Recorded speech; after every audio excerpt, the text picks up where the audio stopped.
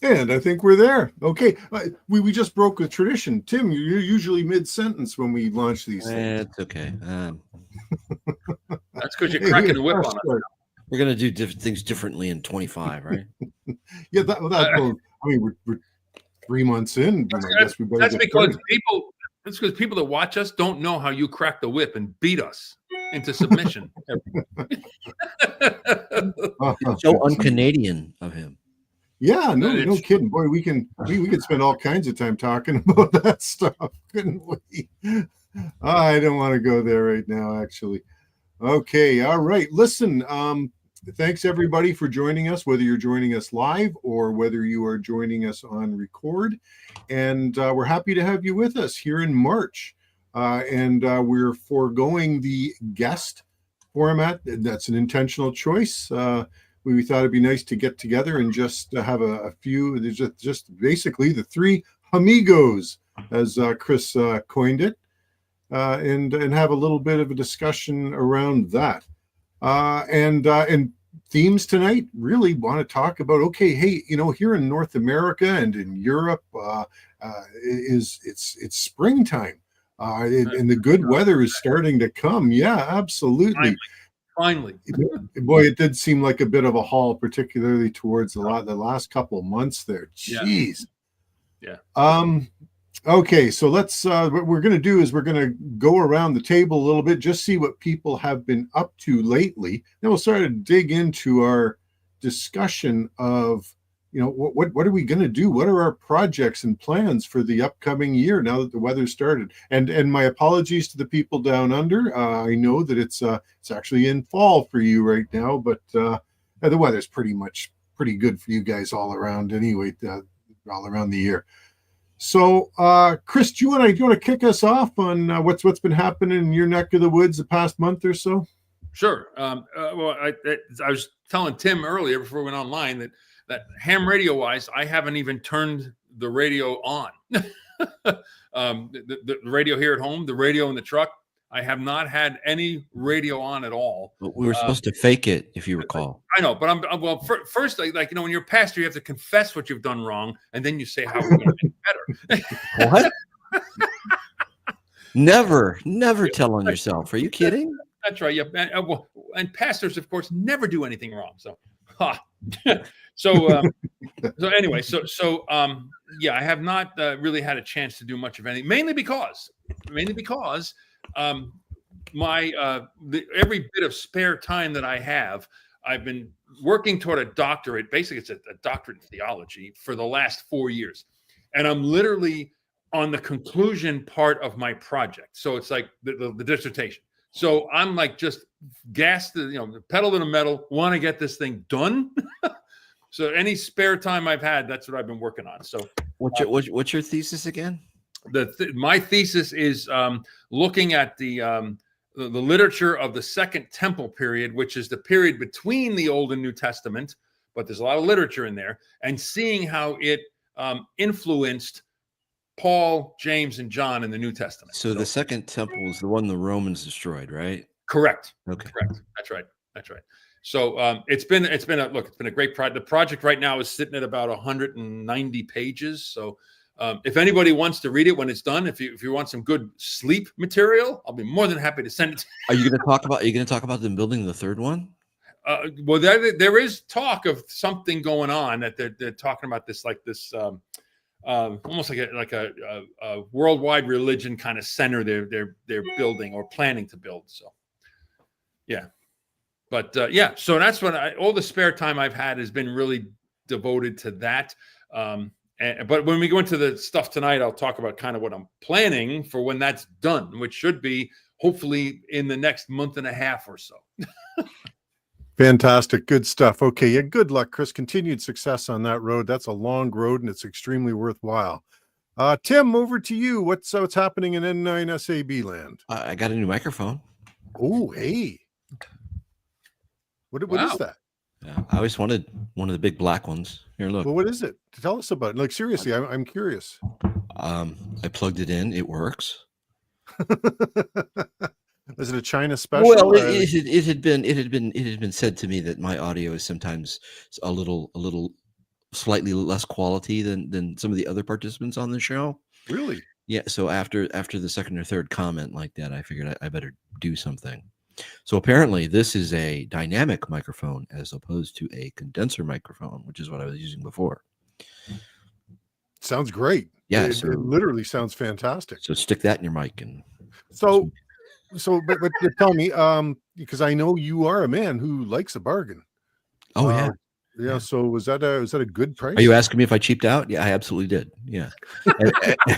Now, and don't get me put it like that. And don't get me wrong, this was, I don't know, this is like $75 on Amazon or something. That's all right. Yeah, well, yeah, that's what I said. And so I was talking to somebody. That's more than I paid for this one in front of me here. And I was talking to somebody about it, and he was like, "Oh, which one did you get?" I was like, so I went on Amazon, of course, like a month later, right? And it's like 50% off. Of course. Like 2 days ago from what I paid. So it's like $40 now, $45 or something like that. Return that sucker. I was so mad. Yeah, it was 2 days before the show. What am I going to do? It sounds good though. For a podcast mic, it sounds great. Well, I think it sounds awesome. Yeah. Thank you. And I've struggled with my audio since we started this stream. So apparently, I don't know, this thing's got all kinds of little doodads on it, and it's got a little screen. See a little screen there? Yep. And it's got a shock mount, and it's got what's that audio connector? That 3-prong audio connector? XLR. Thank you. Oh, the broadcast man would know. Yeah, see, I knew I had the right. I knew it was on the right show. And but I'm just using the USB connection, so it's fine. Sure. And so my radio friends were like, "Well, you can adapt that to your radio and you put it on it." No, no. Okay. No. Just gonna you see here, I have an RE20 for my You're radio. not gonna give me mic envy, okay? That's just no. Here, you want to talk about cheaping out? I got that for nothing. So that's just good business sense, man. It's like a $600 microphone, and it's a long story how I got it, and you probably don't want to know the sort of details, but yes, it's a wonderful microphone. I looked at a bunch of them, and it was like I started looking at microphones and like podcast streaming microphones and stuff like that, and $150, $200 for the with the Rode or the Shure and also yep. I'll put up some crappy audio for that. I use for my when I shoot my videos, I use a Rode microphone for that, and I find that outside it's a little bit of a like a boom mic, so it cancels a lot of the extra noise that you get when you're outside, and also I can be kind of farther away from it and they'll still pick it up pretty well. So I don't know. It's all kind of a gateway drug, if you ask me. I mean, it'll be acoustic panels next, and I still want some big clown headphones and a big clown microphone like all the other guys do. Well, you got to get. So you got to get. We're gonna go. Oh yeah, this happened. Yeah, do it like this. Yeah, right. Yeah, those are the guys that have their compressors cranked up on their HF rigs. Yeah. And it was just all the audio files out there, which used to kill me, right? Because when I had my Kenwood, when you're first a ham and you're doing you're working phone on like the general portion of 40 meters, right? And everybody wanted to know 7, 8 o'clock at night, and all the nets are checking in and doing all this. Everybody wants to know what kind of rig you're running. So I would tell them I would have a Kenwood, blah, blah, blah, whatever. Well, the audio is very good. And then commenced a 10-minute discussion of, ham radio audio characteristics, which is fine. I'm just not one of those guys. And you know what? Let me tell you something. One of the radio clubs I was in when I was in Pennsylvania, we actually got Bob Heil to come on and do a live stream for us. And he talked about and he showed how to equalize for optimum HF communications, and he showed it, and I was like, honestly, and I was a newbie, right? So I had this guy talk me through like all the settings on the radio to make it. Well, you're slightly overdriven there. Why don't you knock that down just a peg there? And I'm doing this. It's like 20 minutes, going. I'm like, okay, I'm going digital. Yeah, for radio, like for AM, of course, like you want a nice big sound, right? But for sideband, no, you don't need all that. Man. Can you understand me? 2,500 hertz. That's right around that. Is where that's. Can you understand? I speak English. Do you understand me? That's what I'm looking for. All you need. That's right. Getting out. Where are you at? That's what I want. And I think the big problem people have is they have a tendency to just crank the compression so much that it's like, it's like this wall, and you can hear like every breath. It's like, dude, you got way too much compression on that. Yeah. Yeah. Anyway, I remember those days. remember, I'll turn the radio on now. You hear No, somebody. no. It's okay. You might, Chris, you might hear a guy trying to make a contact with another guy whose signal is 6 kilohertz wide. Exactly right. Oh, for sure. Yeah. I mean, I remember those. I remember that day. No, this is true. I did do that. So one day I'm working Tracy, and he says, "Man, your audio sounds great." And I'm like, "Wow, that's real cool." And then some guy comes on, and he just chastised, and it was me. And I looked at Ham Radio Deluxe for some reason. It booted up. It took my mic gain and cranked it to 100. Just in full throttle. I was like, "Oh, Nice. dude, I'm sorry. And I pulled it all back down. That was all on me. Yeah. That stuff happens. The more complicated you make things, the greater the chance of something like that happening. Yep. All right, Well, there, Tim. that's my 2 minutes of what's going All on. right. So from a Well, there you $50 go. mic, we got all that. You know what? And so if anybody out there is listening and is interested in a mic with a USB connector, I had a Blue Yeti. Like, I actually invested in a Blue Yeti to do.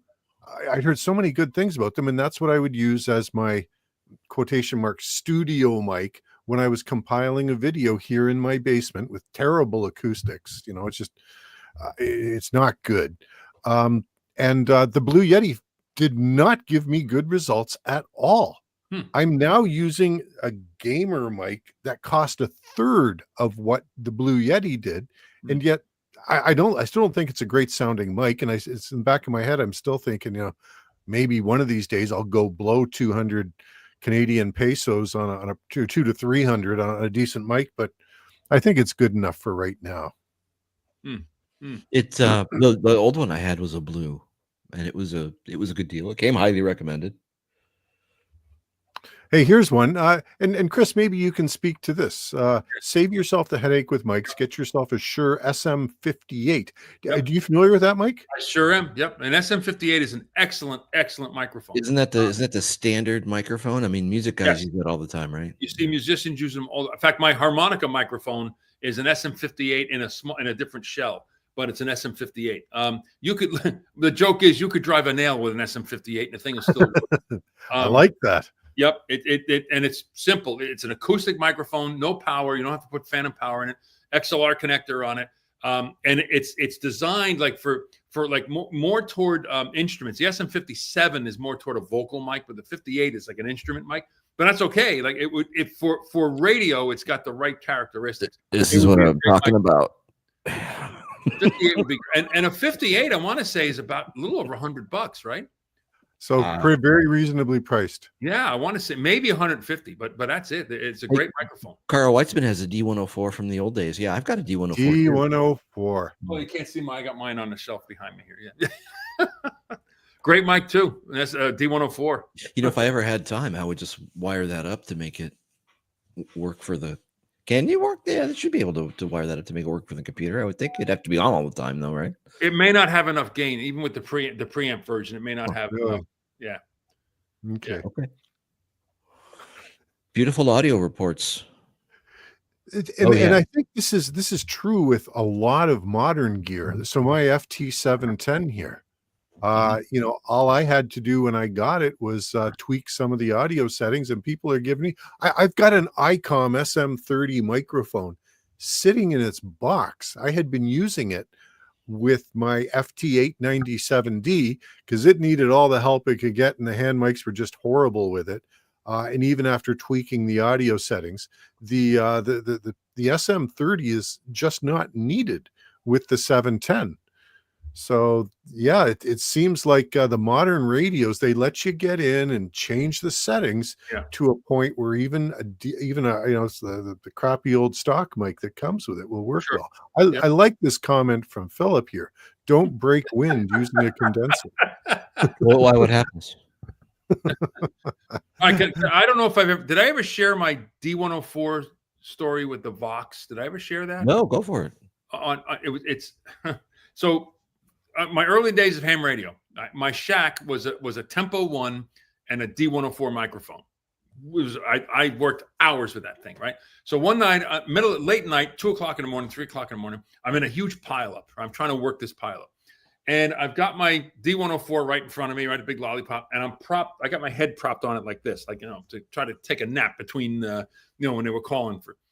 So I've got the Vox on, and I'm just sitting, every time they call me, I just say my call sign, and that was it.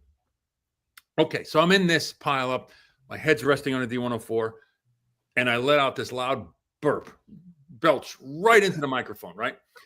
And what do I hear? I hear the Vox relay go click, and I'm like, oh shit. But I hear this guy like in the middle of like in Fourland. What in the hell was that? I was like, that's it. Radio off. Good night, everybody. Going to bed.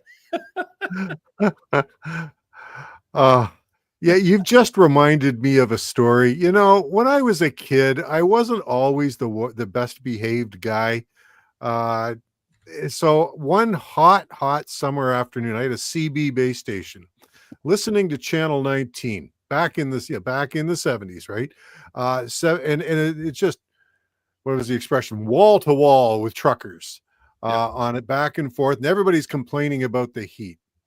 I walk away from my radio. We got a fridge in the basement, grabbed a beer and a bottle opener, and I put my desk mic on lock, and then I went like this to open it right in front of the microphone. Everybody heard it.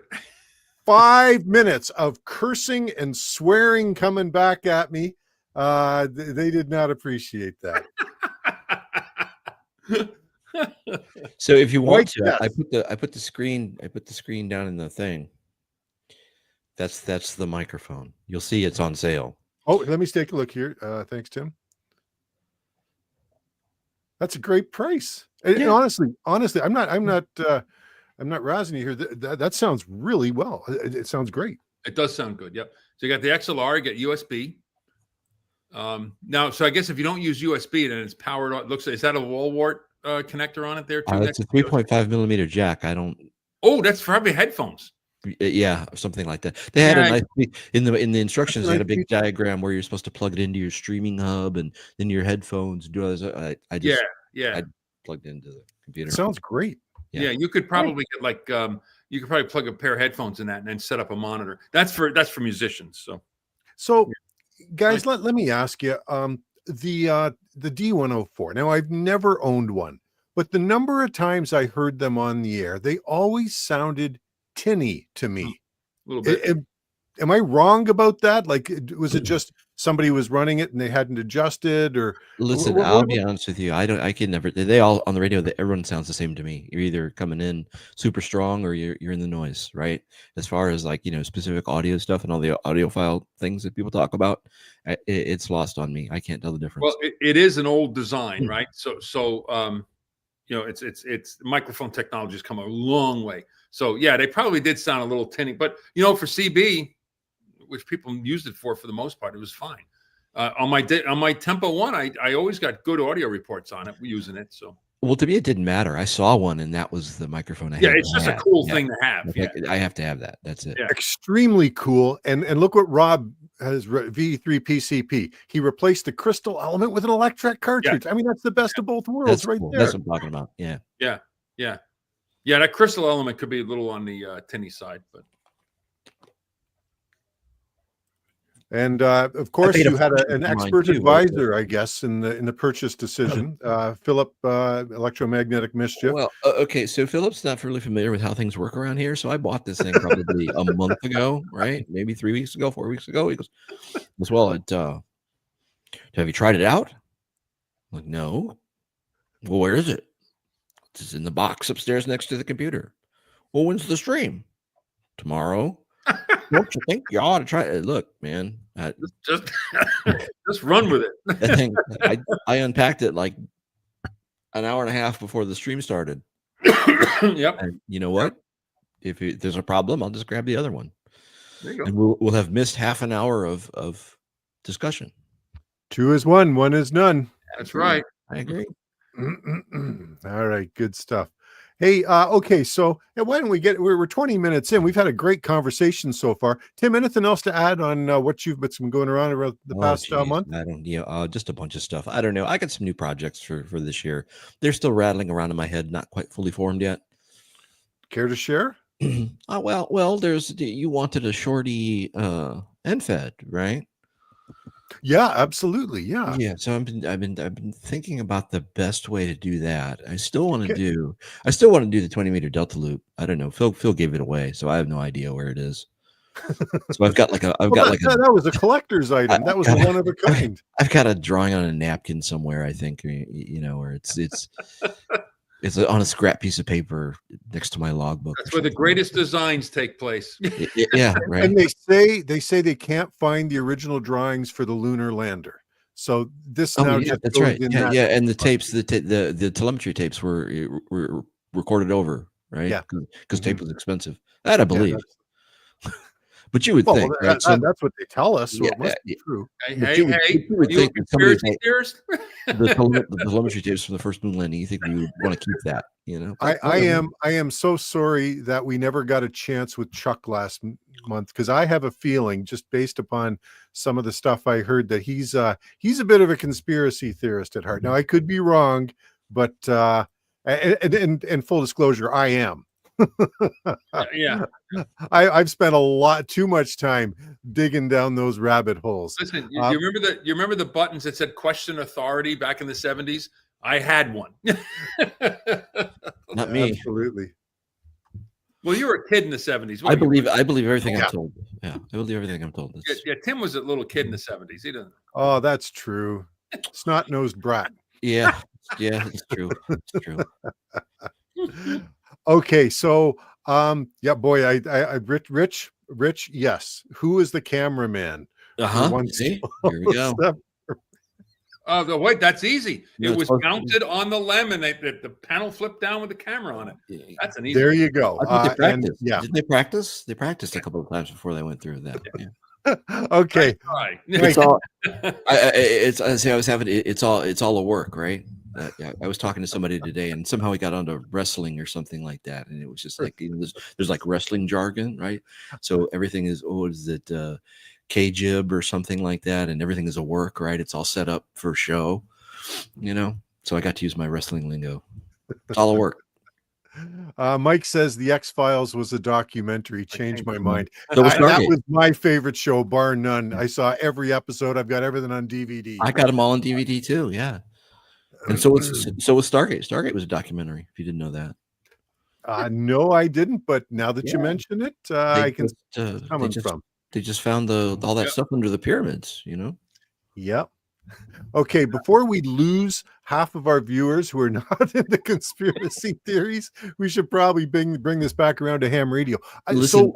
There's not a very wide line between conspiracy theories and ham radio. Okay, I mean, you got to kind of they're on the same side of the street. I'll just say that. I would love to have you expound on that. Well, I can.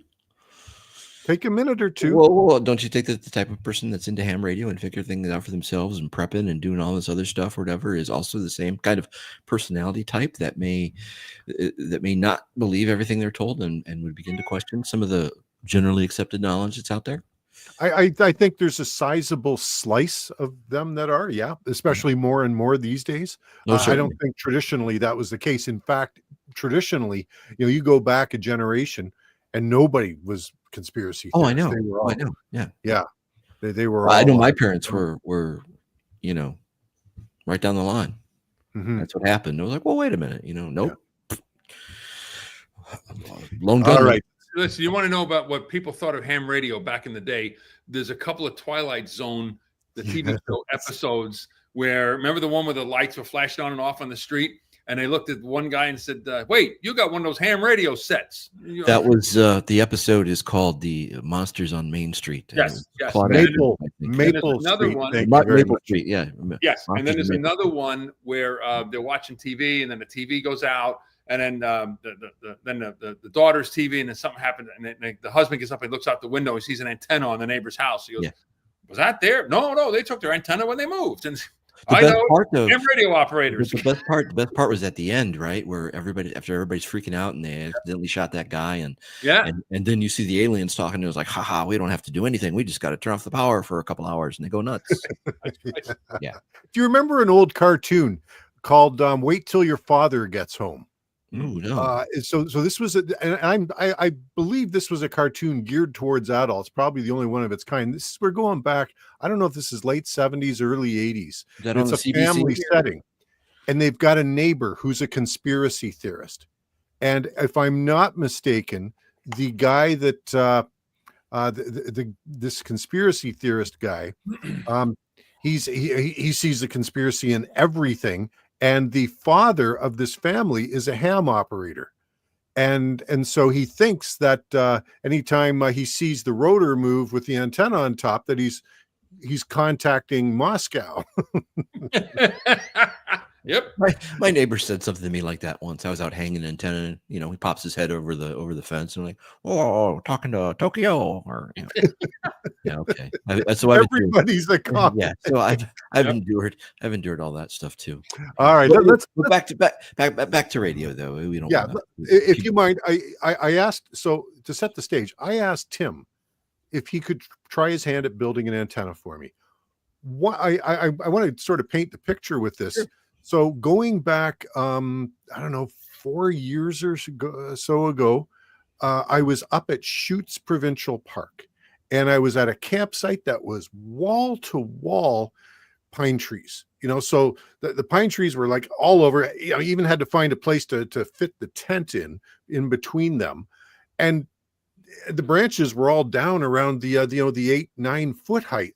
There was no way I was going to be able to put even a sloper up. I had brought along with me an old antenna, which was a 40 meter, 20 meter, 10 meter antenna, for about 45 feet long, in end fed. And I used my 50-foot DX wire mast to just set it up as a vertical. It was the only way I was going to get on the air that trip. So I did, and I actually made some contacts. The problem came shortly after I set it up, when a motorhome moved into the campsite next to me, fired everything up, and all of a sudden my noise level went to S9. Yep. Verticals will do that for you. Yeah. But what I love about that antenna, hey, you guys, we all know this, right?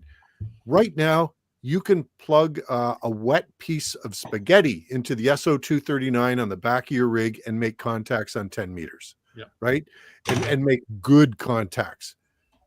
We're at the top of that cycle. In 4 or 5 years' time, that's all going to be gone. Yeah. There's not going to be hardly anything on 10, hardly anything on 15. We're going to be back to the money bands, 17, 20, 10, 40. And that's what I like about this 40, 20, 10 end fed, very short. So you've got options like setting it up as a vertical. You've got a really compact space. You can set it up, and it's going to be available for use for years to come, whether the sunspot cycle is at a high or at a low. So that was the challenge I sort of threw across the fence to Tim. Very true. Very true. And it can be done. It has been done. It's not something normally that I do because I try to avoid traps and coils and things like that. But I think in this case, for this specific application, I was doing all the homework on Grok. I don't know. Do you still have that? Is that something we can share? Anyway, the math came out that it was 30 turns on a 1-inch PVC form or something like that, 20 feet in, I think. Okay, yep. Just from memory. So I ordered some Schedule 80 PVC. I didn't want to do the Schedule 40 stuff. So that's coming. And I get a lot of requests too for 80 meter end-fed half waves. I don't know why, but 80 meter end-fed half waves. People want to do that. But the problem with the end-fed half wave on 80 meters is such a large band that you sacrifice 75 if you want to do 80 and vice versa, right? So there's a couple of ways around that. And I think some of the coils that you see on some of the, I think that the Chameleon does that. I think they have like a big chunky coil or something on that. There's another way to do it. Philip and I were talking about this actually, with a capacitor, right? So you put a capacitor in line, a 470 picofarad capacitor or something like that. So on a whim, I went out and bought a bunch of capacitors. So I've got them sitting down in there. So I'll probably fool around with that too. And I still want to do the 100-watt Carolina Wind. Yeah, I still do. So that's 3 right there, right? Well, you made a 100-watt Carolina Windham. Yeah, it was just right. It was just screwing around. I'm talking about offering it, Okay. Yeah. No, and that's one of my favorite antennas. I like it too. I had a lot of fun with that antenna when I had it out. Mm-hmm.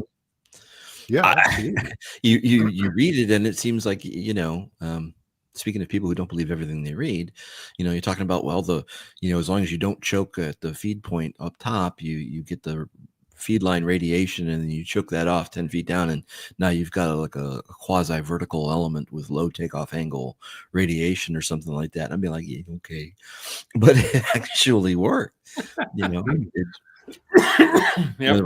thing with the half square too. I mean, half square comes out as what, two vertical arrays or something like that. Yeah, I built a half square for a guy a month ago, I think, and he's having a ball with it out of 10-meter half square. Yeah, so he's having a great time.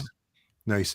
Speaking of half squares, boy, we're segueing and just going off into all kinds of tangents here, but you've made 2 for me over the years. Yeah. A 15-meter and a 20-meter. Mm-hmm. I had somebody respond to one because what I had done is put up 2 telescopic poles to act as ports. Sure. Actually, the last time I put up the 15, I used 3 because I used the third one to draw the coax away at a 90-degree angle, which is critical for performance. Yes.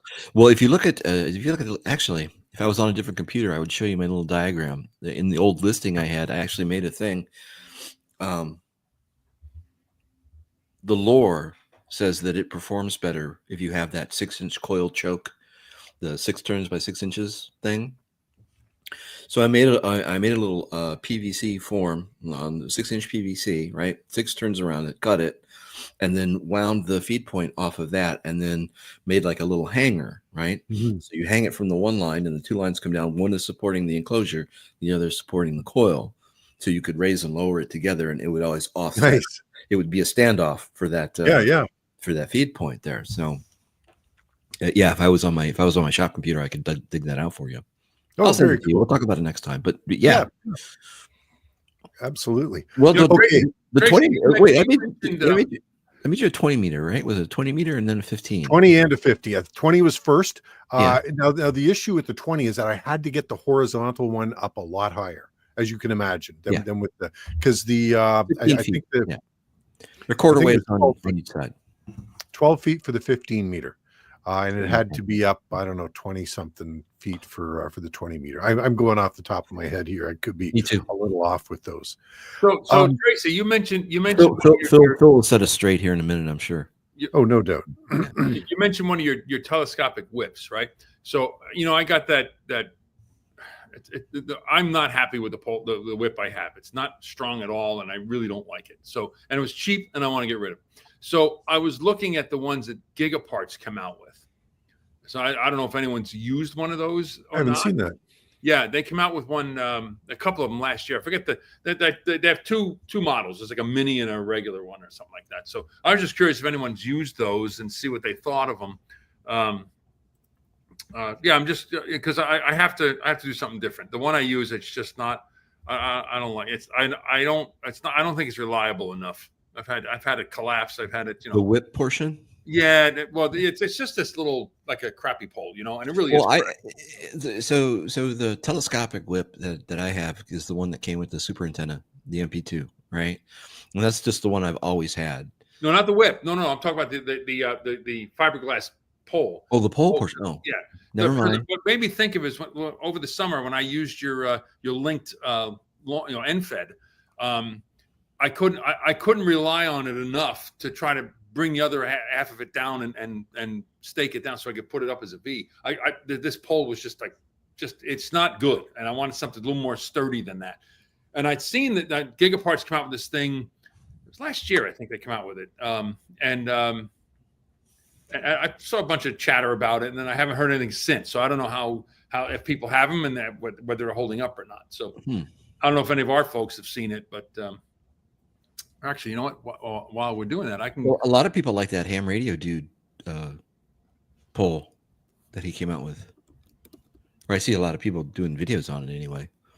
If I ever got a pole, I mean, there's a couple of poles out there that if I was going to buy a pole, either that one or I don't know, the Mask Company has a couple, I think. And there's another one, the DX Commander pole. I think people like that, right? Right. I'm sticking with the Spider Beam for Spider Beam. Yeah, no, you've had those for a while. Yeah. I wouldn't buy anything else, and they're a good price. They're a reasonable price for what you get. So what is I'm looking for it right now as we're talking about it. And while Chris is looking, can you, Tim, just take a look at Forget Your Life's? Yeah.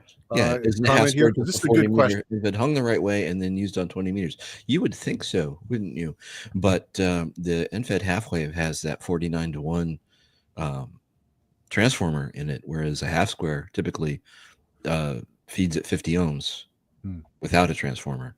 Now, for the dude that I built his, I put a 1-to-1 in there, so you can so it's got some weight and it's got some. You get that broadbandedness, so kind of tweak that in. Okay, so guess what? I don't think they're making it anymore.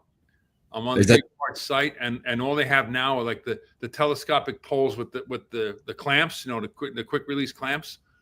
This one was like a regular, like just a fiberglass pole that you could extend. Okay. So if we go back to dude's question for a second, though. Yeah. If you think about it, right? If you took a 40-meter NFED half wave, I got it, Trace. I'm going to share it. Okay, I'll watch for it. Which is the 66 feet, right? So you've got the quarter, which would key off of the ground, right? And then you'd have 32 feet and then another 16 feet. I think your actual primary wire would still be too long, wouldn't it? 48 as opposed to 66. Yeah. Something like that. So it'd be a little too long as well. Mm-hmm. The thing about half squares, though, is as cool as they are and as fun as they are, I don't know if you had this experience or not, but they were always tweaky. Like the phase line had to be super straight, and you wanted, raising and lowering the SWR with the two, because I give you the two counterweights on the ends, and you could kind of move them up and down a little bit to change SWR, and you had to move the whole thing, right? So you've got two pivot points, and then you had to like keep it straight because it couldn't be all like twisty or bendy. Yep. And then to get it to work properly, you need that line straight. You need those things coming down at the right height. Yeah. And then, but once that fell in line, it's to beat the band.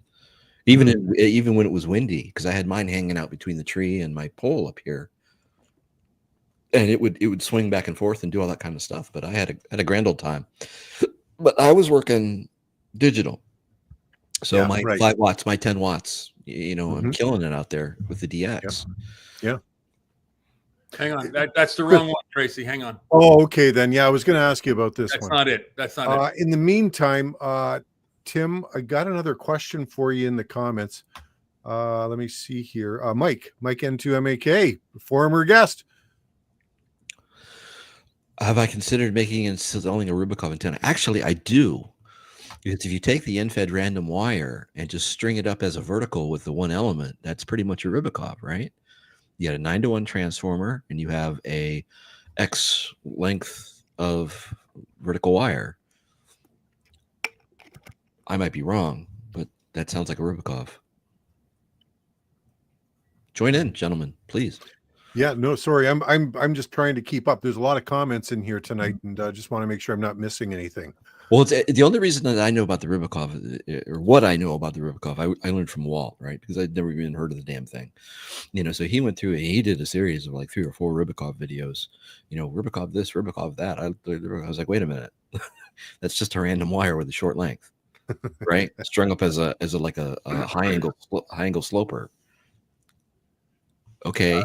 I got the I got the new one up there, Tracy. You want to look at it? Okay, fantastic. Just before I put that one up there, Chris. Yep. So just following up on our 40-meter end fed hung like a half square. I don't think so. One, your wire's too long. You have that quarter wave phase, right? And you need the corresponding quarter wave. So not only would your counterbuoys need to be the right length, but you'd have end fed half wave at 40 meters is 66 feet, right? Yep, you're right. Is that right? Is that right? Yep, you're right. Am I doing that correctly? Yep. But and on a half square, it's I want to say it's a half wave, or is it a quarter or 3/4 wave? It's 1/2 plus 2 1/4, right? I thought so. I'm thinking so. That's what I'm making my.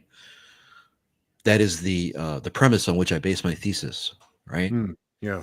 And that your end fed half wave would be approximately 16 feet too long, I think. But I could be wrong. I mean, I'm doing this off the top of my head. Okay. Yeah, and that's probably not fair to try to answer these questions. No. It'll take a second to look it up. Okay, Rybakov was a 4-to-1 transformer. The Rybakov I looked at was a 9-to-1. Okay. But cool. So there may be some variation. I could be wrong. Look that up too. Here's what Mike says. Usually the Rybakov is a 4-to-1 Unnen, but I've had on my to-do list to do comparisons between a 4-to-1 and a 9-to-1 with the traditional 25-foot length of a Rybakov. There you go. So you take a random wire with a 9-to-1 with a 30 and a 35.5 foot length of wire. I mean, that they are fundamentally kind of the same, I think. Right. Yeah. Does that create enough differentiation for it to be a different thing? Well, I'll just change the name from random wire to modified Rybakov. Right. Yeah, and depending upon the season and whether or not that Rybakov name is trending, you may sell more. That's right. That's right. And when it's not trending, change the name of it. Somebody says ask ChatGPT. That's cool. I could ask Grok here real quick too. Yeah, you could, absolutely. Well, why don't you take a look at that, Tim? I want to sort of go into a few things that I've been working on over here. And boy, this lots of great conversation here, but I'm far more interested in what you've got going on at the moment. Okay. Because we only get to do this once a month, and I do intend to shit all day. And we, the three of us don't really get a chance to dig into this stuff. Like, it's been months since we've had the opportunity. You know what? Just before we go there, Chris, I'm sorry, Chris, I've lost track, and you were going to share. There you go. That's it. Okay, so that's it. That's the one I was thinking of. The POTA 20. It's 20 feet, but I thought they made a bigger one than that too. I think I was looking to see if they had other. I don't see anything else on the page. So here it is. Yeah, here it is. There's so you see how much they are, right? Yep.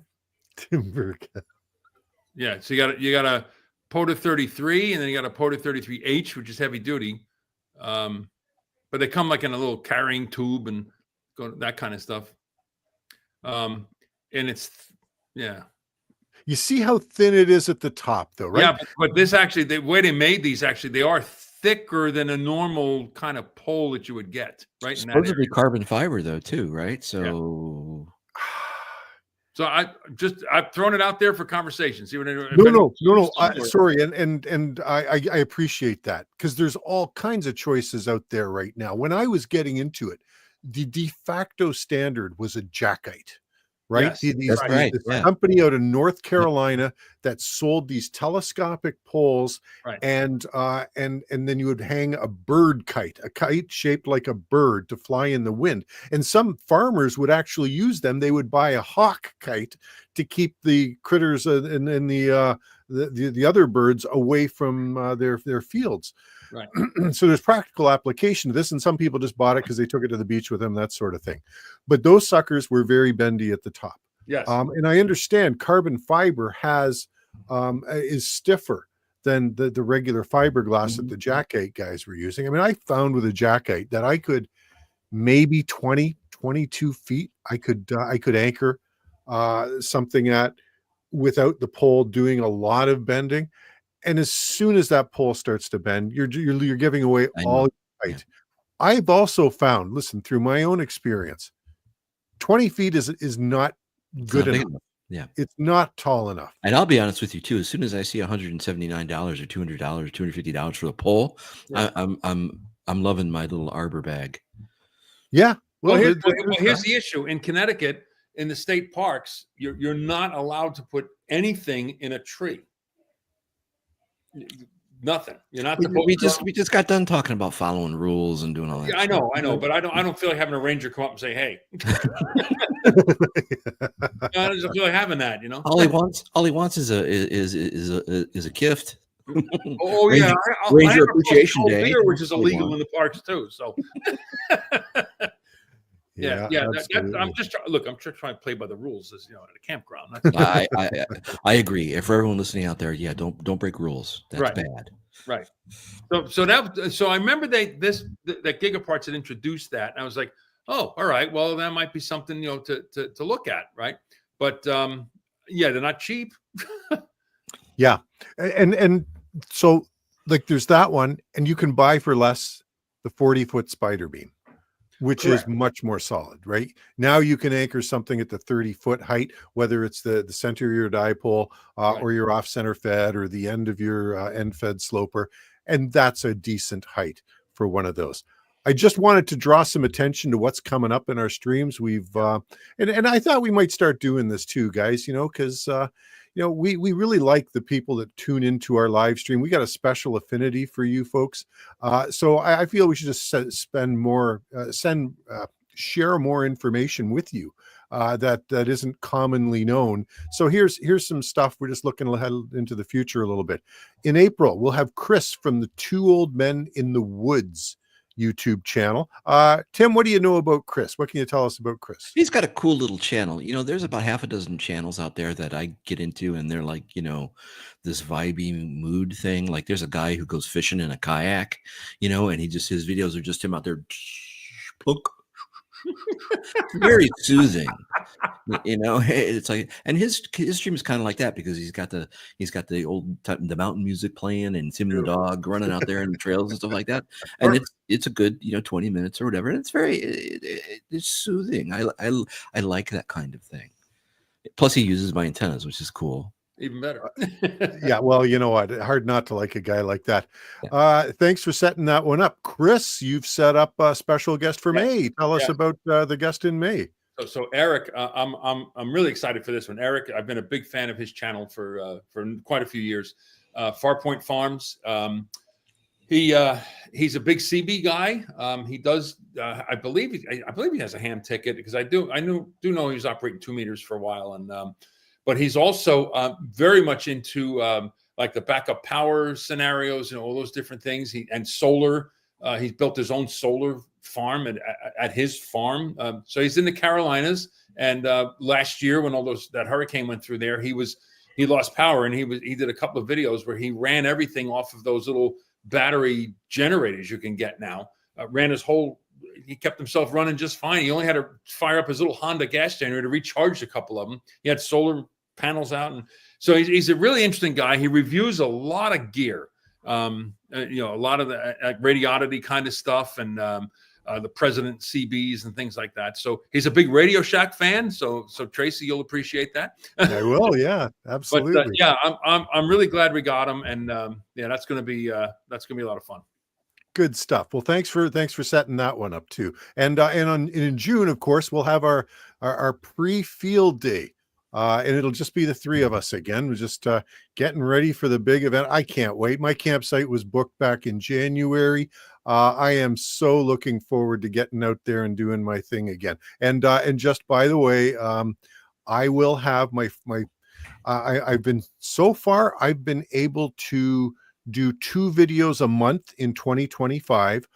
I uploaded a few weeks ago my first video for April, the beginning of April. It's going to be that first weekend on the Saturday. 10 years of field day, a retrospective look back over all my activations on field day. So that one is coming up. You may have noticed on the schedule that we had pushed. We typically do the 3rd Thursday. Oh, by the way, I'm going to stop right here. Guys, this is our 36th stream. Wow. 36. You know what that means? Yeah. That's 3 years. 3 years. Holy crow. Congratulations, guys. And thanks to all you out there who have tuned in and given us encouragement to keep doing Oh, for sure. this. That is incredible. So, I think about 36 episodes with you two guys. And you know what, to me, the most amazing thing is we're still friends. And we still have stuff to talk about. Isn't that wild? Yeah, how about that? Absolutely. I've been with my wife for 30 years. I mean, we hardly say, 2 words. Oh my goodness. Okay, so I wanted to make a note about that. We typically do the third Thursday of every month. Now we made an aberration, a change last month to accommodate Chuck, who came on, and we had to do some real revamping. We're going to be pretty hard and fast on our Thursday going forward, simply because it's just too difficult for us to find another day of the week, night of the week that works for all of us. It's not like we're trying to, we know the Coffee and Ham Radio guys are in the same time slot. We appreciate you being here. And I like those guys, and they invited me on their program, but we're going to try really hard to stick to that third Thursday. Now I've got a bit of an update about May. So Eric from Farpoint Farms, as we just discussed, is scheduled to be on with us. I had originally pushed that out to the fourth Thursday because of my trip to Dayton. However, I had to buy a new furnace in January, and I've just learned I need to buy a new roof. Well, what that means is that no Dayton trip this year. Yeah. Wow. First, yeah, but you could build the roof with like with a mast mount right in it. Wow, Yeah, that's a great idea. True. Maybe worth it. Hey, while you're up there, buddy. Yeah, my wife will never notice. You're not getting me up there. Heck no. Oh my goodness. So maybe what we can do, Chris, we'll talk about this afterwards, but maybe you can reach out to Eric, see if he can do that third Thursday. See if he knows a good roofer. I won't be making the trip. See if he knows a good roofer. Well, yeah. Eric, he'd do his own. I was going to say, he's probably out there, trimming cedar shake or something, right? Yeah, exactly. I like this one, Rich. Tell everyone you got shingles. Yeah, well, I will have, and I'll be paying for them. Are you going to do asphalt? Are you doing asphalt shingles? I mean, what do you do up there in Canada? Asphalt shingles? I haven't heard them called that. Asphalt shingles? Yeah. Just the regular flat kind of shingles, right? I guess it is. We're certainly not doing, what is that other stuff? They've got you do clay? like thatch pine branches? Clay. I won't be doing steel or anything. Right, not doing a metal roof. So then it's the asphalt. Yeah. Okay. All right. So there you go. So covered off asphalt shingles day. We're okay. National Shingles Day. Oh man. Okay, so we're going to try really hard to stick to that third Thursday going forward and not veer away from that. I think you got a convention or something coming up in August, Chris, where we may play around with that date. Yeah. But otherwise, we'll try. Well, my thing is in the second week of August, so we're fine. Oh, so we should be okay. Yep. All right then. Now let's take I want to take a look at some of the things that I've been doing around here for the past few months. And holy cow, there is a ton going on.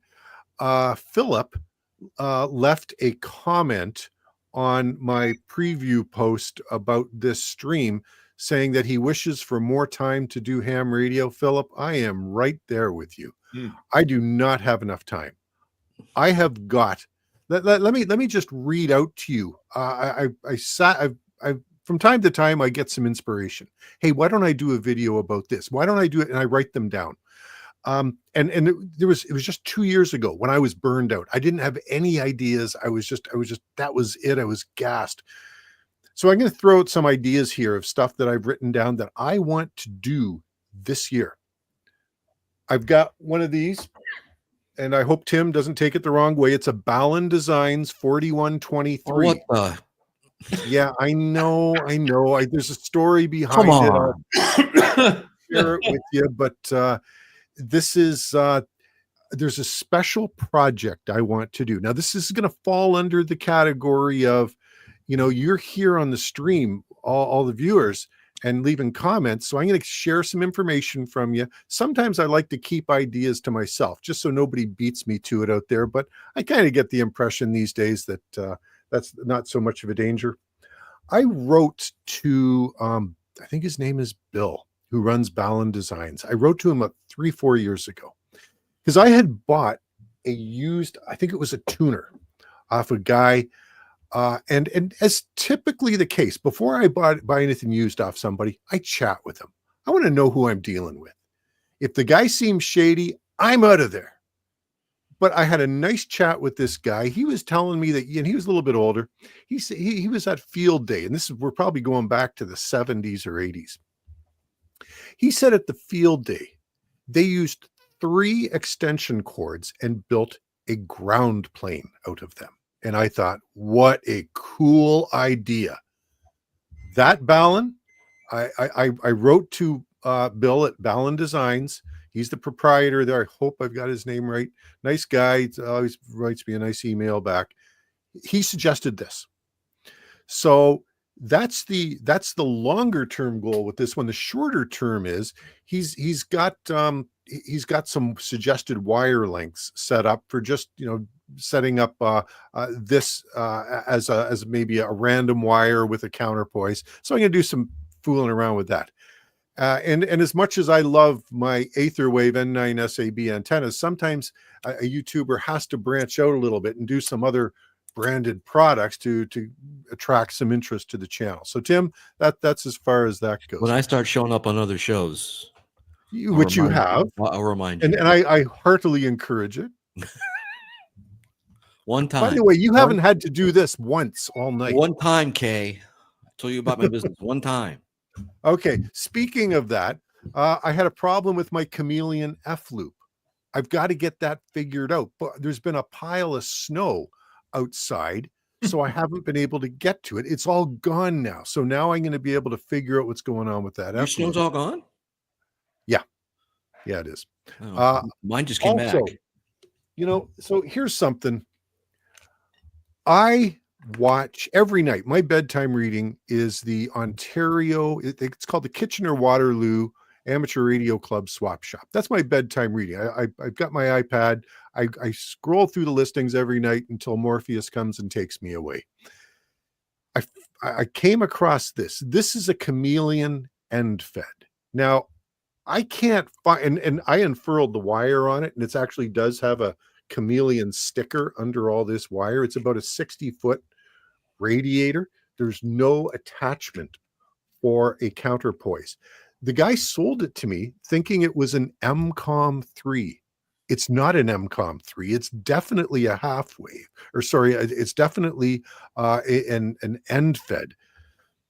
But I can't find any product on the Chameleon site or anywhere on the web that shows this product. So if anybody out there has a clue as to what this one is, it's not their current end feds.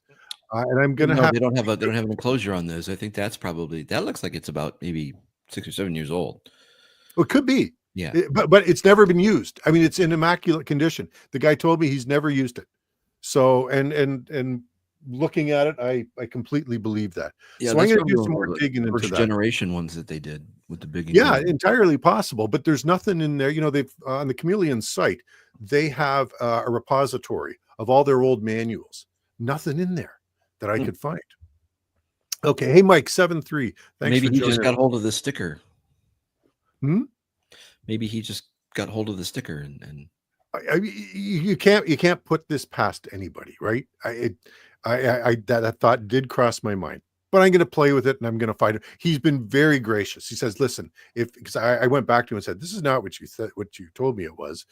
And I was polite, but he came back and said, well, thank you. I will happily give you your money back, all the rest of it. So there's that.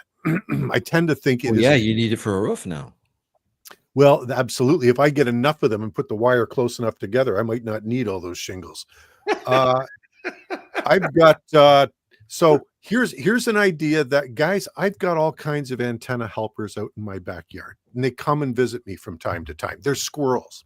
I want to film a video of a squirrel putting up an antenna for me. That's all I'm going to say on that. Okay. All right. I'm plotting. Now, the problem with these squirrels is they're not entirely reliable. I was gonna say, are you gonna build a You little never know catapult when for they're 'em or going to something, come, and or sometimes they have to leave for no reason at all. you could tie a walnut on the end of the wire, right? And he'd take it straight up. See, you're starting to think along Yeah. some pretty I interesting can lines. see it. Tim. Problem is, though, he won't go straight. He'll go like this. You know? Well, see, you got to take all that into consideration, and you got to think. So okay, but so I'm working. I'm going to work with the boys out there and see what we can do. Why do I think we're going to have animal activists having a problem with this? No. Have you ever seen the guy who's done the video of the squirrel obstacle course in his backyard? Yes. Okay. No. Yeah. So if they didn't have a problem with him, they won't have a problem with this. And then there's an excellent Japanese video called Squirrel Fishing. I would absolutely recommend everybody watch out for. Okay. I'm actually going to share my screen here. Let's stop. Now I got to do. Why do I? Well, you got an eventful couple of months. I've got so much on the go, and all I need is time to get out there and.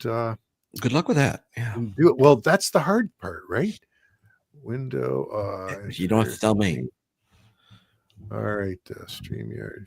Hey, by the way, I noticed K at MRD had made a comment that that all the gigaparts, those tubes, those masts I was talking about, they're all available.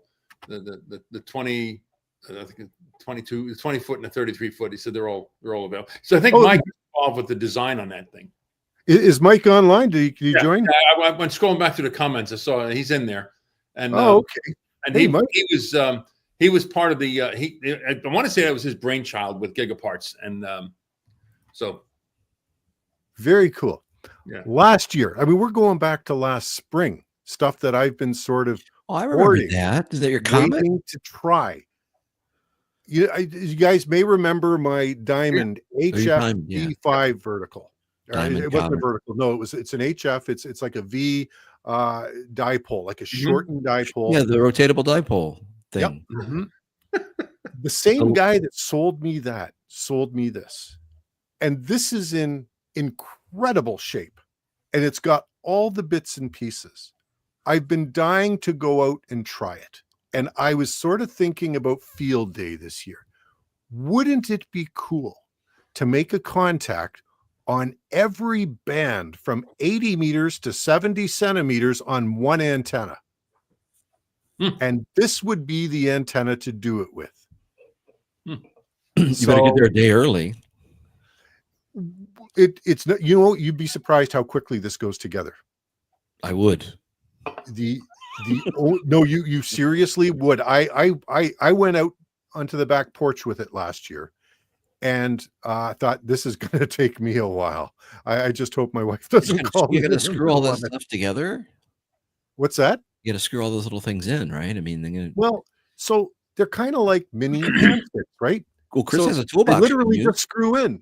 It's true. And once you've got it tuned, then you just screw them in again. And then you just got to put it up on the mast. And, I'm thinking I'll use those military stacking fiberglass poles. I think a video about that would be fantastic. Oh, I've been waiting for the opportunity, and I just love this whole idea of one antenna doing all bands if conditions permitting. Now 6 might be tough.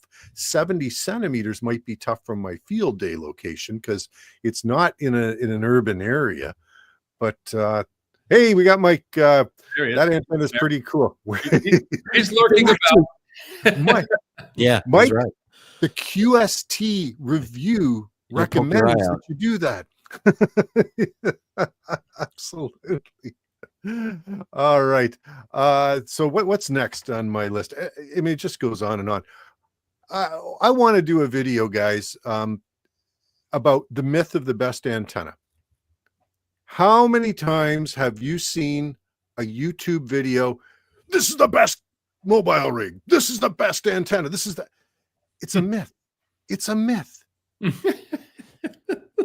I want to do that. And sometimes I like to poke the bear, right? It's in my nature. Okay. What's wrong with that? What else have I got? Mike N2MAK, who's had to jettison, He and I were looking at doing a collab on why a QRP rig should be your first radio, and we'll keep trying to make that happen. Why should a QRP rig be your first radio? I'd like to know. Okay, that. I'll give you the Reader's Digest version. All of our friends that are here gathered with us. It's going to teach you about antennas. It's going to teach you about band conditions. It's going to teach you where to go when. And teach you about Zen and the impermanence of things and loss and patience. I hadn't considered that aspect, but I won't dismiss it. All right, there we go. Unless you're doing digital, if you want to do QRP digital portable like that, you would have a blast. I think QRP, when we say QRP, you're talking about 5 watts, right? The old school QRP, or are you talking like a 20-watt J? Well, no, 20 watts. Listen, yeah, you're fine. I don't die on a lot of hills. I will die on the hill that 20 watts is not QRP. 10 watts single sideband, I'll go along with. 5 watts CW. Well, it's kind of a short hill, isn't it? Yeah. I mean, if you do 10, why won't you do 20? Right? What about 15? 15, okay? Well, if it's 20, could you go 30? Yeah, why not? I get an amp. You get an amp for your 705. You can do 50. You know what? There is an amp. Guys, there is so much information that I want to share. We haven't even really got to the point of going around the table. You're dodging the question, right? All right, bring it back. You were going to die on the hill. Yeah, so that 20 watts is not QRP. That's my position. That'd be my position too. Yeah, but there are people out there. I hear them on HF.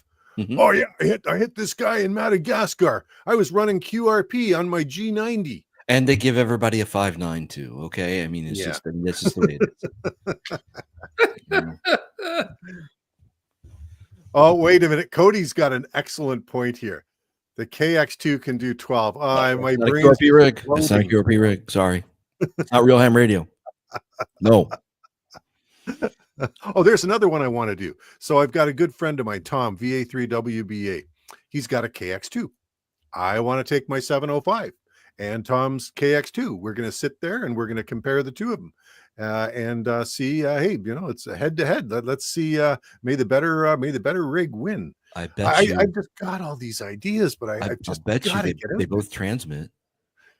You know what? At the end of the day, you're absolutely right. Right. They transmit and receive. Yeah. You know what? Boil it down to its essence. It's going to be conditions. That's right. Conditions. And that's absolutely right. I'm just teasing, and what, right? Tim? Conditions and what? The antenna, of course. Thank you very much. Now, Philip says that 5 watt sideband is asking for pain. It is. I operate my 817 and there's no pain. I will say for field day, it's forget it is a true pain trying to operate. That's why we make a work bander. But I used to watch. I used to watch all your videos with the old school, the OG Tracy with the 817 out there, 5 watts, in the woods with his do-rag on, and working that 5 watts to death on SSB. And I was like, that is a lot of fun, but you really gotta be patient. Listen, it's Tracy's fault. I have an 817. I know, me too. but you know what? It boils down to if the conditions aren't there. And at the time, we're talking what, 2016, right? 2015, 2016. There was no. You were working 20 and you were working 40. That's right. Pretty much it. And if the conditions aren't with you, you might be grateful for an extra 15 watts on some of those days. But you paid your dues. There's no doubt about that. I tried it. I did it for a little while. It was fun. It was, but after discovering digital and CW for that kind of thing, I think that's much more gratifying, I must say. But you're my hero. You're my hero, dude. We've got too much ground to cover because you guys know I could go on for an hour on this topic. So I'm not going to go there. For me, as a fellow YouTuber, I hang my head in shame because if you looked at my list of ideas, it's probably about 2 years old, and I've done none of them. That's okay. Right there. I hang my head in shame. Hey, roll through the chat. There's been a lot of good chats that we haven't Yeah, seen. and I've been so busy gabbing that I haven't had a chance to go through that. I know that B. Willis or B. Willikers or B. Willem. B. Willem, yeah, he had some good points there too. And somebody said something about park rangers not liking that or whatever. Well, look, I grew up in Chicago. That's just how we think out here. It's not personal. Sorry, park rangers not liking what? I missed Well, that. I made a remark about. I made the trees. I made a remark about maybe giving a park ranger lunch at Portillo's or something, right? And well, it's just a joke. Number one. Number two, in Chicago a long time ago, you could find yourself being pulled over by a police officer, right? And the police officer would walk up, and he's going to give you a ticket. You had a choice. You could buy a ticket. You could either get a ticket or you could buy a pencil. And he had a $50 pencil, he had a $100 pencil, and he had a $200 pencil. And he would say, "I think you need a $100 pencil." And you would say, "You're right." It's just the world. I didn't make it. Just telling you how it is. Philip is really like bringing me down. Like he started his ham career with an H. He's hard, isn't he? He's tough, man. He started with a Heathkit HW8. That's a classic radio. I almost bought one of them at a ham fest. The guy wanted like $100 for it. Almost bought it. Oh boy, Chris. Now it's your time to tell us, what are you going to do in 2025? Well, the good news is the weather's breaking, and I can't wait for that. And when I get this little doctorate project out of the way, what the plan is, there's a couple more parks in Connecticut, state parks that we haven't camped in yet, and I know they're POTA parks, so the plan will be to go out and do that. I do want to experiment with different configurations out there, just this different gear that I can try out in the field and see how it works. So that's kind of the plan for that. Field day, I haven't given much thought to, but I think a couple of years ago I did it where I was in the truck and I used I had my 7100 I used and I activated 3 parks on field day. It was crazy. It was fun, but it was crazy. So I don't know. I field day for me, I always try to come up with something different to do rather than just like go somewhere and operate, which is, hey, that's what field day is all about. But I like to try to do something more with it. So, but definitely the plan is get out and do a couple more, get out and camp a little more. And I do have a couple of those. I bought I got a Blue Eddy solar generator thing that I want to try. The real test with that is to see if it interferes with any of the gear. That's really what I want to try it for. So I have one of those I want to experiment with. Yeah, that's pretty much it. Not a whole lot of I'm kind of boring that way. No, that's good. It's a start, right? You've got some incentive to get out there.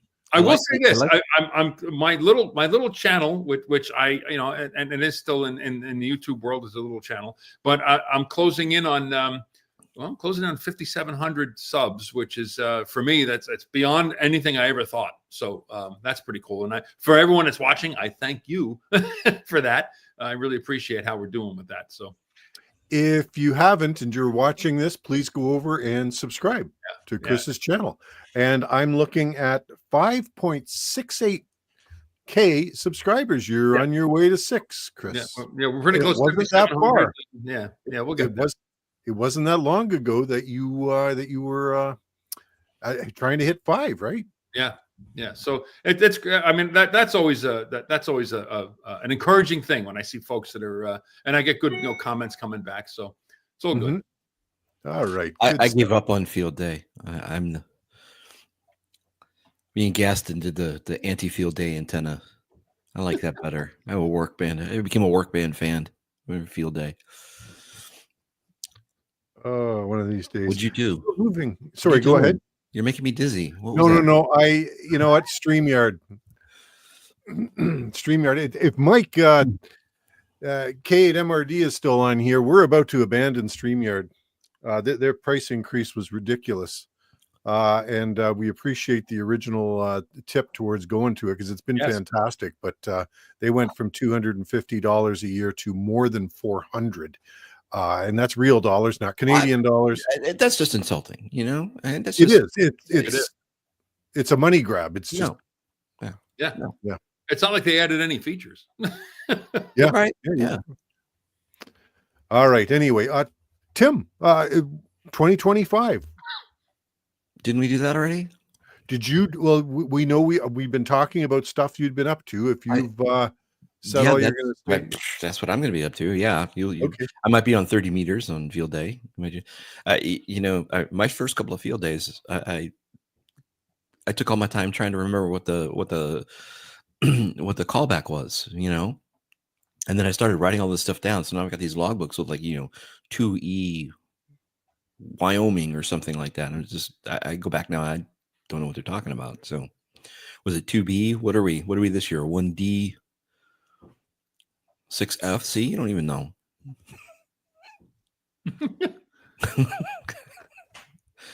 You lost. It just got too much. You can't get in, you know, you can't get in, you know. Ugh. I like my band quiet. If I could jump back in on when I did my my resolution, my ham radio resolutions for 2025, that video I did, I am actually researching clubs in the area. I do want to try to support a local club. So that is actually something I plan on doing. And hopefully it'll be a club that I can, you know, get involved with. So anyway, just throwing that out there. Nice. That's cool. Yeah. I think that's very cool. Yeah. All right, good stuff. Let's I've got a few things. Either of you guys have anything you want to share right now? Because there's a couple of things that I thought were pretty cool that I wouldn't mind sharing. It's your show, brother. And it's our show, please. All right. One thing that I saw that was really great. This is from Barry Carey. Do you guys know Barry Carey? Not personally, no. Barry has been a subscriber to my channel for years. And Chris, he's probably subscribed to your channel. He and I have had like back and forth comments and emails over the years. And I'm a little embarrassed to say it's taken me months to get this profiled on our stream, but this is a really nice station he's got here. Very nice, very clean. He's running a beautiful amplifier, FT710, and a laptop. Now he's doing a POTA activation from his mobile home. I was gonna say that looks like a trailer, doesn't it? Let me just see if I can get you the photo of the actual unit.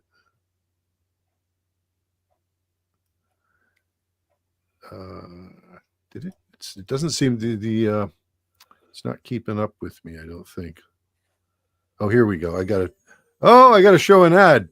Of course you do. Of course I do. Yes, of course. Skip, thank you very much. All right, let's go back here. Ooh, he's got a wow. Is that a Wolf River coil? Hang on, I'm just No, going I to don't think so. back a little bit here.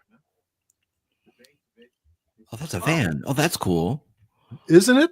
Yeah. Does it have like a wizard on the side or something? I don't know. Or a dragon? So it's a 17-foot whip on top of that coil. Nice. Oh, no wizard. And he's got this is a 20. This one he uses for 20 on the right there. Yep. But how cool is that? Those coils are homemade. Good for him. Yeah, that is. I mean, cool. Yeah. Who does POTA like that? Yeah, well done, Barry. Yeah, really. That is first, absolutely first class. All right, so that's Barry. I wanted to share that one. Let me just. That's a good one. He's got a channel. Not there. Not here. Here we go. Sorry, he does have a channel. It's called Barry Carey, BARRYKERY.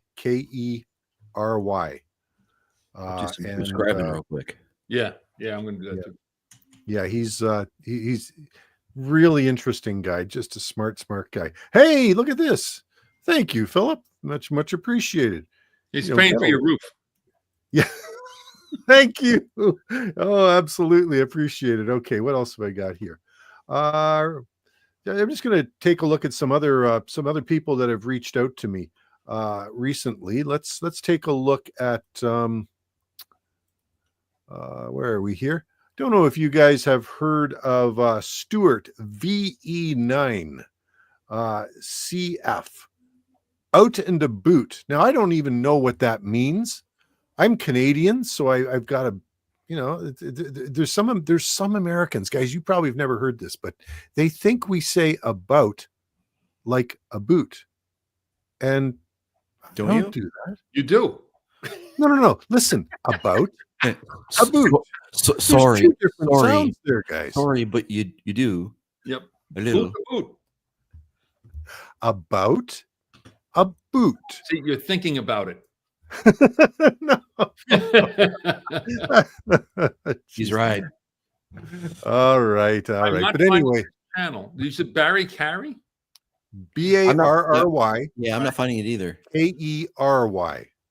Kery. Oh, that's Yes. why. Okay. All right. Anyway, Stuart's got a pretty cool channel. There it is. I found it. So there we go. There's that one.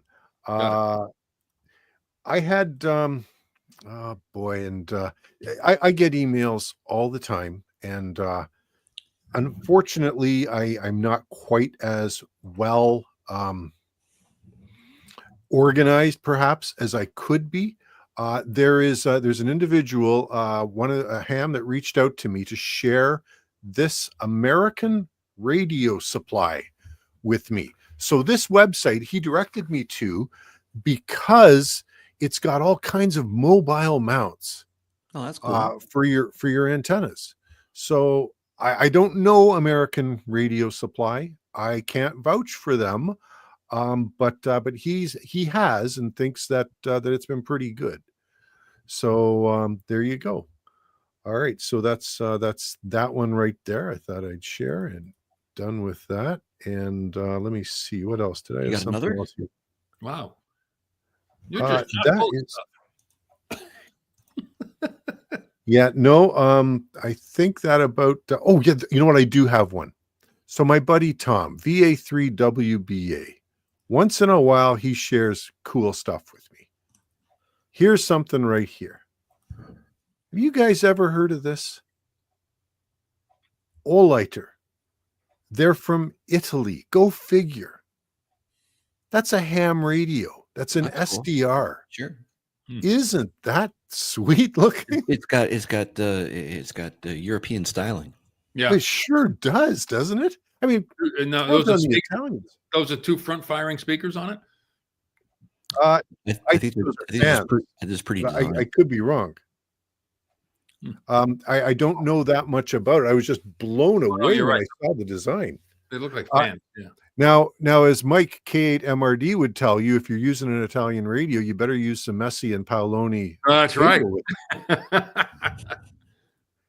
They also sell amplifiers. Look at this. That's a nice design. That looks sharp. Isn't that gorgeous? Yeah. Where's I the mean, price I'm not one page? to, She is gorgeous. Where's the price page? oh, you don't really want to see the prices on these things. The first thing I want to see. Of Right. course. That'll determine if we want to keep looking on the page. Let me see. Okay, contact. So this one here, Okay. Yeah. it's not Call even for not even quote. available yet. Yeah. Call for quote. Thanks. Yeah. Let's go take a look at this. Maybe one. on my yacht. Yeah, that's the best place for it for sure. But then you could use it as a boat anchor. Oh yeah, sure. I was What once else do told that the idea of a yacht is really just a frame of mind. Like you have a 22-foot boat, you could call it a yacht. The difference is between a yacht and a ship. Good point. So this one would be pretty reasonable. I'm thinking it's just a power meter, right? Yeah, how much would that be? You would $1,000? think, wouldn't you? Prices. Yeah, so let's take a look here. I think Soon it's available. $1,000. They're not even showing us the pricing for this Right. one. I'm thinking that's $1,000. Yeah, probably. Right? But it is sweet looking. I mind you, if you got the others, you might as well go right ahead and grab yourself that to match. I want to there's one other thing I want to show here. Let me see if I can get it up on screen. All right, let me see if this is going to work. Don't want to do that window. Here we go. So my friend Tom, VA3WBA, sent me this. When he sent this to me, it was a current listing on Amazon.ca. An FT857D selling for $500. Yeah, you're gonna get a box of the block. That's Canadian dollars. That's Canadian dollars. So what's that? 350? You're gonna maybe get even less US dollars. Oh, can you see who the seller is? Yeah, you're gonna get a box. Now You're gonna I get a box with a block of wood. That's what I it's gonna be. think And it's you gonna are be gonna from want another to be very country. careful. And yeah, no. Okay. What? No. Watch yourself when you go to hit that buy button. All right, let me just get rid of that. I want to see if there's one other here, because this other one was just was very cool. All right. You can usually see where they're from. What's that? Yeah. You can usually see who the So seller is. Jaeger says if you have to ask, you can't afford it. That's not exactly true. I can talk myself into anything. Oh yeah, yachts have a full bar. Yeah. Hey, look, a cooler full of beer is a full bar. I can talk myself into it, but Actually, Yeah, what they say. Patty and I had a boat years ago. It was a 22-footer, and when I'm looking at it across the back deck, I flip open this panel. I'm like, wow, there's a cooler back here. And the guy says, no, that's the fish well, but you can use it as a cooler. I said, okay, I'm using it as a cooler. somebody's going to beat me to it, but you have 2 good days as a boat owner, right? You heard that one? Yeah. Yep. The day you bought it, the day you sold it. All right, guys, I've got my friend Rob, VE3PCP, he's all of our friends for sure. He sent me because we were feeling sorry for those folks down in Georgia. I'm thinking of you, Philip, and the people in Florida even. They had some snow. They did. This is a beach town in Ontario. All right, there's a stop sign. Mm-hmm. Jeez. Philip, we're not feeling all that sorry for you. It's a pretty place in the summertime, but holy smokes. That's cold. Literally. Yeah, that's why, coming in. That's why I hate winter. This was cool when I was 10 years old. Yeah, you got that right. Not anymore. No, Not anymore. No, forget it. It's funny. My sister moved to. She's outside of Ocala, down in Florida, and she was sending me like the screen grab off her phone for the weather when that front came down through, and she was like, it was like 34 degrees on the overnight in Florida. I told her, she says, I didn't sign up for this, and then I sent her what I had here. It was like 5. I said, well, then come on up here. Then she's got to go put light fires under the orange trees and stuff. Yeah, right? exactly. Yeah, it was pretty bad. Rob did send me one other, and I want to share this too. And this sort of lends itself to the state of international relations between our two countries. And I don't like to get political, but the Americans really do need to take some care, because you don't want to have to deal with these guys. Oh, that's right. Yeah. Here. Let me tell you, they are protected in this country. Those birds are protected. And here's how I know that. Patty and I, when we lived in Pennsylvania, we lived along this canal, right? And if you went out for a run on along the canal bank, they had a little trail along it, you'd get these angry Canadian geese. And they would chase after you, and you couldn't do anything. Because I was like, I'm going to go over and kick one. And Patty said, no, you can't touch them. Like, you got to be kidding me. Well, here you go. I'll ship them back. Excuse me. Oh, hey, Philip says they have them down there too. That's pretty cool. Yeah, they're all over the place. Did you just share something, Tim? There's your flag. There you go. Please leave me alone. Leave me alone. Oh yeah, absolutely. All right, there we go, Mike. Canada, I love you, but I hate those geese. That's it, man. I think we got more of them than you do. Yeah, probably. All right, good stuff. All right, guys. Well, Hey, if you listen. want, if you want to, as long as we're talking about cool Canadians here, let me. For those of us on Twitter, I know there's one account at least that I can think of. Boat. Boat. VE5REV. He's always got some cool stuff. Is that Mr. Mud? I don't know. Go ahead, take a look. Yeah. That's a good account to follow. He's always doing like crazy builds and stuff. Okay. There's a guy. So he's in Saskatchewan. There's another guy. Maybe they're the same guy. I don't know. But there's one called Mr. Mud is the YouTube channel. He's done some really creative stuff. I give him a lot of credit for that.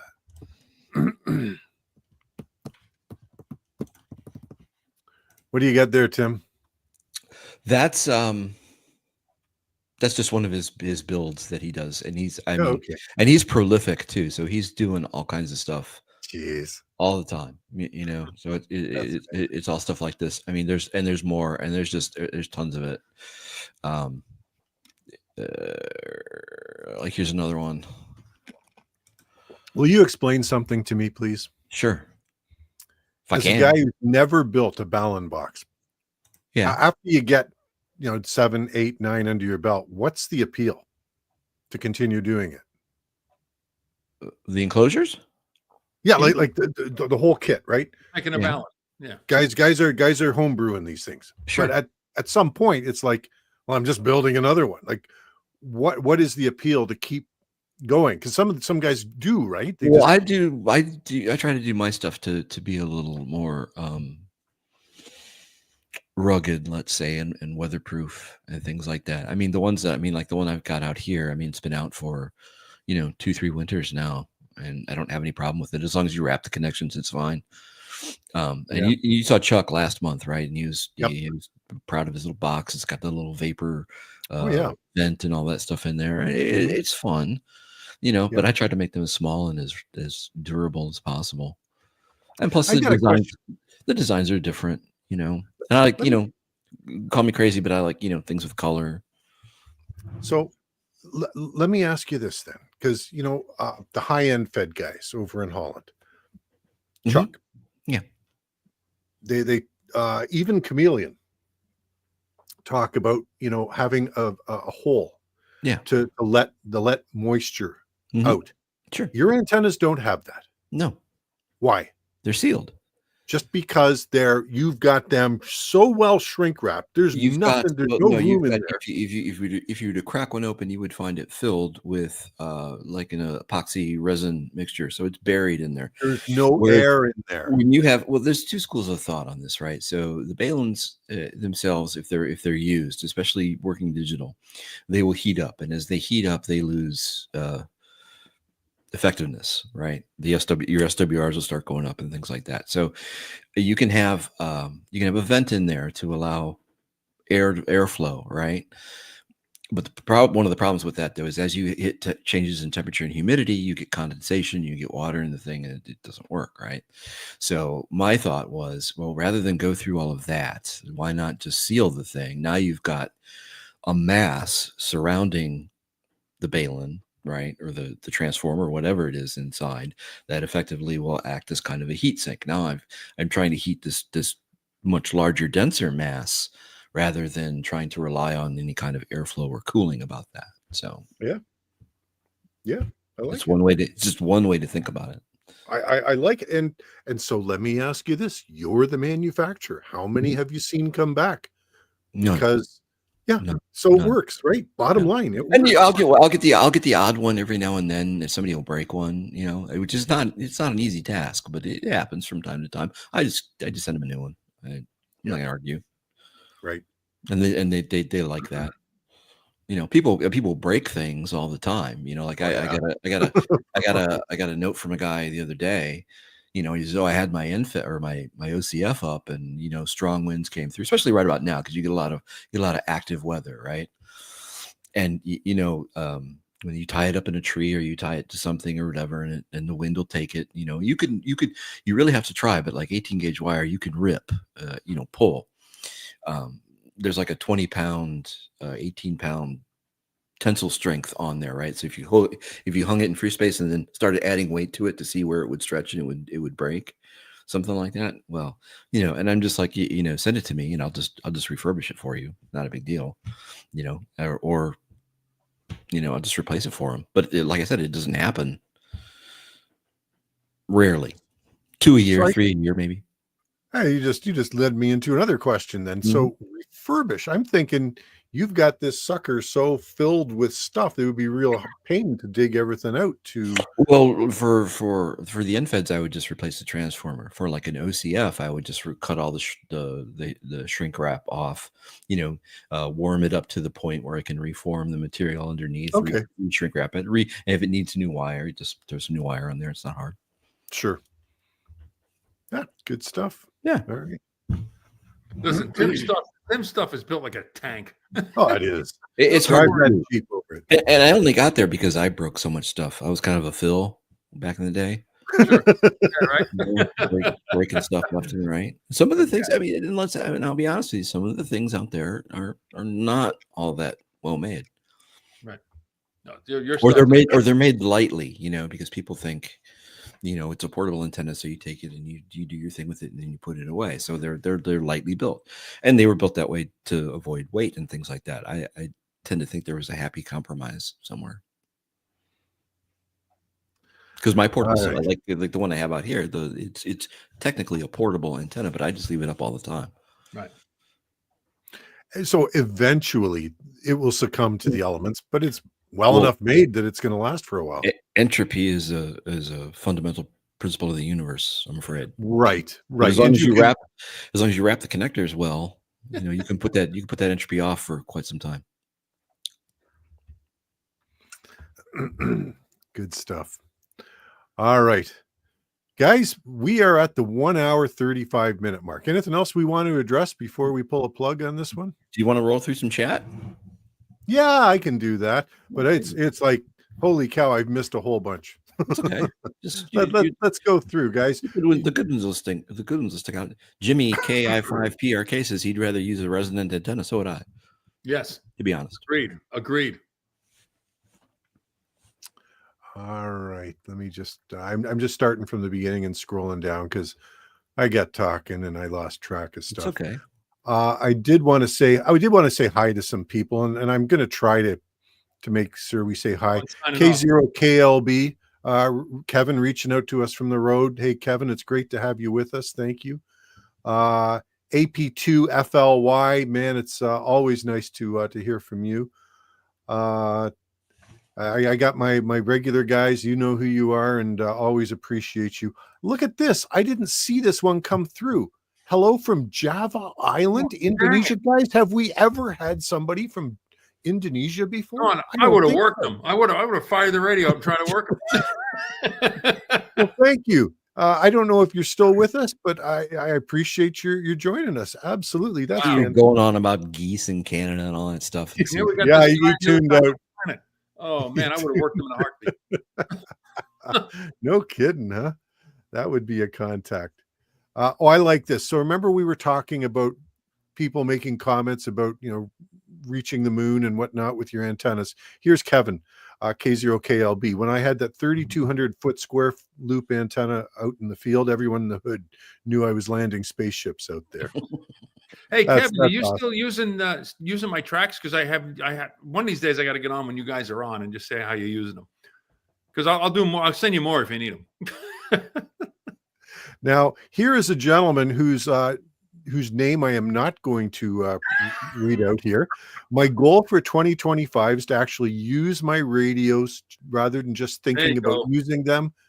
Amen, brother. That's right. I think that's probably the comment of the night. That's right. Yeah, that is tremendous.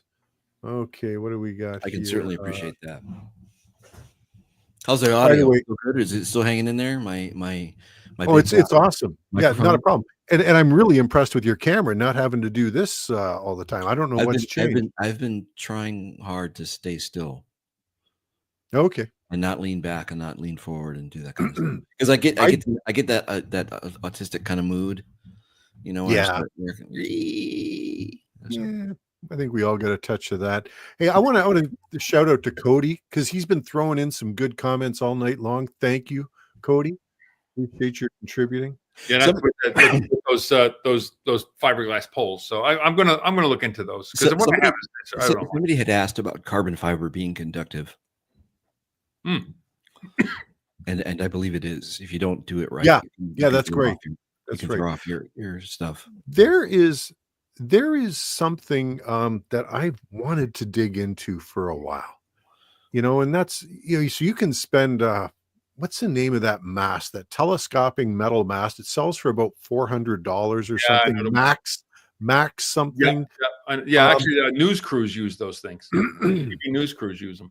I am curious. What is the effect of using something like that with a wire antenna? Now if you have it securely enough mounted and you put a loop of paracord or cord up at the feed point, and then you can pull it away with a guy so that it's offset, maybe that reduces the interaction with the pole. I've got a set of military aluminum poles up here now, and at perpendicular angles to the elements of the antenna. It doesn't. Well, here's a question, Trace. I mean, if you say you have a tower, right, with your beam on top, and you hang an inverted V off the tower, how does that interact with it? Well, typically, I think with dipoles and things like that, it's close to the ends. I think if you put metal objects within a few feet of the ends of the antennas, where you see most of the interference or the detuning, as I would. Okay, so you'd want to have, like, if that was the case, and you want to have like a section of like non-conduct, like cord or something, to really get it away from the right. You want to stand off from that, because a lot of people hang things from their gutters and whatnot. And I've got a wire dipole strung along my steel gutters, and it doesn't work. Of course, right. There might be an issue there, right? But Tracy, I've seen those masts. Those are heavy duty, and you can go up pretty high with them, and they don't. I mean, you can put a camera on top of those things. So. Oh yeah, no, that'd be an interesting thing to try. Here's one from Jeffrey. Jeffrey, I don't recognize your name. If you're still with us, thanks for coming along. Today was a great day for POTA in 2 different parks. Talked to a jet pilot ham twice today. Nice. How cool is that? That's cool. All right, that is really neat. Was he flying when you talked to him, or? Well, now that's a great. As long as we're 30,000 feet on autopilot. Yeah. Was he monitoring 20 meters from up there? I don't know. Okay, here's another comment. Forget your life. And I'm used to comments, wiseacre comments from. He stole my. Yeah, well, he beat me to it, because I was going to say that too. I was like, you just get the sticker and then charge an extra $20. 75 is probably more than Mark. Oh, that's great. Hey, listen, Yoki, if you do get a chance to watch the stream, the part that you missed later on, thanks for joining us from the UK, staying up late, and thanks for the kind words. That's really nice. Okay, what else we got here? Okay, I shouldn't show this because it'll get my blood boiling again. But Zen in the art of QR. If you're getting frustrated with QRP, you're not doing it right. There, I've said it. All right. Let me see. I say nothing. Hey, Neck from the Ontario CB Club. Glad you could join us, Neck. Anyone near how to? Okay, I think we were talking. Anyone here learn how to drive in a brand new Mercedes? We were comparing the KX2 and the IC705. The same goes with learning radios and antennas. Yeah, absolutely, Neck. Arnold says the person who can drive the receiver correctly will have the advantage. Yes, absolutely. Yep. All right. I think we showed. Oh no, we didn't show this one. Cody, I love QRP, but never have the patience for running QRP during a contest. How do you know unless you've tried it? It's tough, but you can do it. It's if you have a good antenna, and I can recommend a couple of N9 SAB It's been done. You get those suckers up at It's been 30 done. feet. And unless it's one of those, listen, if it's one of those contest weekends where the QRP is killer, or sorry, the Conditions. the fading, the QSB is just killer, you'll do fine. If it's one of those, watch my upcoming field day anthology video, and you could try you'll late get a calling feel too, for though. it. That's I mean, Yeah, actually, and you won't win any field day, fans. actually, Sunday morning is actually the best time to operate field day if you're QRP. Oh, There's it is. There's an art to timing the call. Yeah. Too. Yeah, it's there is an art to it. You're absolutely right, but you only get there through practice, and you got to stick with it, right? Yeah. All right, let me see here. It's a red green van. Okay, it's back at the Raccoon Lodge. I think we're getting pretty much to the bottom here, guys. We've got it. Okay, so I think we'll pull the plug, guys. Thanks very much, everybody. Chris, any final words from yourself? No, thank you again, everybody, and we will see you all in a month. I guess we're somebody pointed out that's Easter week. I think because Easter's late this year, so it's the Easter isn't on a Thursday, right? No. But it's that week. That's all. Okay. We're fine. Yeah, that's all. But other than that, no, things are good. Thanks everybody coming out, and it's good. Just the three of us is kind of chatting tonight too. It was nice, huh? Nice for a change. Well, we're going to do it once every 3 months, once a quarter. We'll do just the three of us and do one of these things. Do some interaction with the folks online. Tim, anything from your side? I'm just happy to be here. It's the highlight of my month. Well, it's my highlight having both of you actually want to be on a stream with me. I mean, that goes right to my head. Somebody was asking about your shirt, though. I do remember that. Somebody wanted to know if that was yeah. So let me just tell you, this is the Hamilton Tiger Cats of the Canadian Football League. They tweeted last week that in protest of the tariffs, they're only going to play Canadian teams this year. I'm sure that'll be effective. Yes. They play in a Canadian league. I was going to say that the rules are very different. The field's very different. Aside from that. So I hadn't worn this one on a stream. And it's far enough away. It's far enough away. Are they like a pro? Is it a pro team or is that? Yeah. So it's the Doug Flutie Canadian Football League, right? Yeah, that's it. That's them.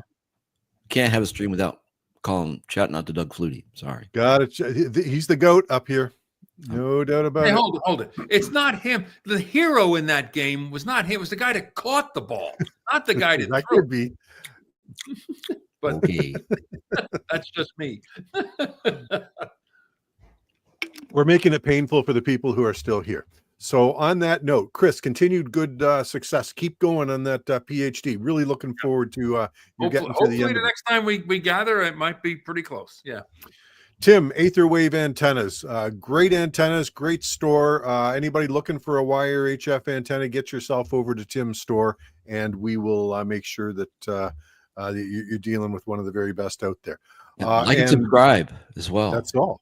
Yeah, like and subscribe. And by the way, I dropped a video this past weekend why you should take a camera when you go out and do your portable outings. Saw that. A ridiculous number of people have not seen that video yet, so please go and check that out. And subscribe to the channel. Thanks for watching. We'll catch you next month. Looking forward to it. Until then, I hope you all get out there and have some fun. 7-3.